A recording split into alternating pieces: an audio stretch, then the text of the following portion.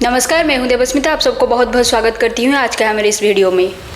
जो नेपाल, बांग्लादेश, श्रीलंका में हुआ वही सेम स्क्रिप्ट अब भारत में रिपीट करने की कोशिश हो रही है। और अगर आप ध्यान से देखोगे तो ना सिर्फ यही इंडियन सब कॉन्टिनेंट बल्कि आज के समय दुनिया में से बहुत देश है जहां के लीडर्स अगर यूएसए की किसी बात से एग्री नहीं करते तो वहां पर प्रोटेस्ट शुरू हो जाते हैं। और ये प्रोटेस्ट अक्सर उन एक्टिविस्ट के द्वारा ऑर्गेनाइज किया जाता है जो खुद को डेमोक्रेसी के सेवियर बताते हैं। देखिए, प्रॉब्लम हर जगह है और उन प्रॉब्लम्स के लिए सरकार को दोष भी देना चाहिए। ये एक हेल्दी डेमोक्रेसी के साइन है, लेकिन तब तक जब तक ये पीसफुल तरीके से हो। जरा सोचिए, क्या जेन जी बिना किसी पावरफुल एंटिटी के डायरेक्शन के अपने देश के पार्लियामेंट और सुप्रीम कोर्ट को जला सकती है? अगर आप क्लोजली ऑब्जर्व करोगे तो देखोगे कि पिछले कुछ दिनों से भारत में भी सिमिलर टाइप के अटेम्प्ट्स हो रहे हैं, जहां पर कुछ नेता और एक्टिविस्ट बाहर आते हैं और नेपाल का एग्जाम्पल देके ये बोलते हैं कि जो नेपाल में हुआ वो भारत में भी होना चाहिए। और इसका एक एग्जाम्पल देखने को मिला लद्दाख में, जहां पर एक सो कॉल्ड एनवायरमेंटल एक्टिविस्ट बाहर आते हैं और लोगों को नेपाल का एग्जाम्पल देके प्रोटेस्ट के लिए भड़काते हैं। वैसे तो उनके कई सारे मांगे हैं, जिनमें से एक स्टेटहुड भी है।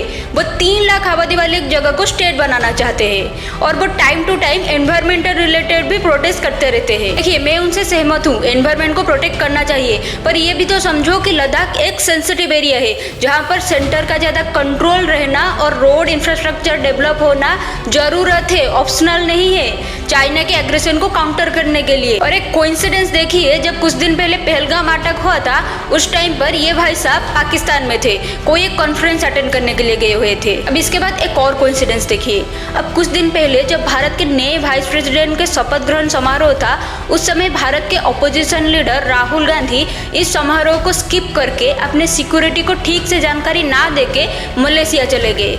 और ठीक उसी समय कांग्रेस ने भारत के गेम चेंजिंग प्रोजेक्ट निकोबार के ऊपर अपने क्रिटिसिज्म जताया।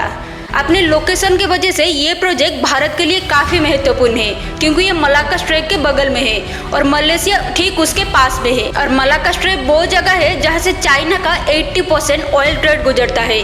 इसी वजह से चाइना भी नहीं चाहता है कि भारत का ये निकोबार प्रोजेक्ट कंप्लीट हो। और ये सब हो रहा है तब जब इंडिया और यूएसए के बीच ट्रेड टेंशन पीक पर है और बाहर के कुछ एंटिटी इंडिया को इंटरनली वीक करना चाहते हैं, क्योंकि एक स्ट्रॉन्ग इंडिया चाइना और यूएसए दोनों के लॉन्ग टर्म गोल में फिट नहीं होता है। आज के टाइम पर ना इंडिया में 2 टाइप के ग्रुप बन चुके हैं। पहले वो जो लोग ट्रम्प को तब सपोर्ट कर रहे थे जब ट्रम्प इंडिया के सपोर्ट में था, और आज के समय ये लोग ट्रम्प के खिलाफ इसलिए है क्योंकि ट्रम्प इंडिया के खिलाफ है। रहते हैं दूसरे टाइप के लोग, जो लोग ट्रम्प के खिलाफ तब थे जब ट्रम्प भारत के सपोर्ट में था, और आज के समय वो लोग ट्रम्प के साथ इसलिए है क्योंकि ट्रम्प भारत के खिलाफ है। इसी चीज से आप अंदाजा लगाइए यहाँ पर कौन एंटी इंडिया है। और आज के समय लोगों को सरकार से ये सवाल पूछना चाहिए कि हमारे इन्वेस्टिगेशन एजेंसी क्या कर रही है, क्यों ये जॉर्ज सोरोस और ये जो एंटी इंडिया एक्टिविस्ट है, बाय द वे ये जो लद्दाख वाले भाई साहब है, उनको जॉर्ज सोरोस से ही फंडिंग आती है, तो क्यों उन लोगों को प्रॉपर कॉल आउट नहीं किया जा रहा है? क्यों राहुल गांधी को उनके मलेशिया विजिट के ऊपर सवाल नहीं पूछा जा रहा है? क्योंकि ये साफ है कि सब कुछ इंडिया को डिस्टेबलाइज करने के लिए किया जा रहा है। आखिर में मैं बस इतना ही कहूँगी कि जो लोग ये जर्मनी और लंदन में बैठे सेवियर्स के बातों में आके अपने देश को आग लगाना चाहते हैं, अगर आग लगती है तो जो जलेंगे वो हम खुद होंगे, ये जर्मनी या लंदन वाले नहीं। और उनके ये जो चमचे आज के समय हमारे देश में हैं, वो लोग तो उड़ जाएंगे क्योंकि उनको शरण देने वाले बहुत लोग हैं। बस पीछे रह जाएगा तो वो सिर्फ और सिर्फ हमारे राख।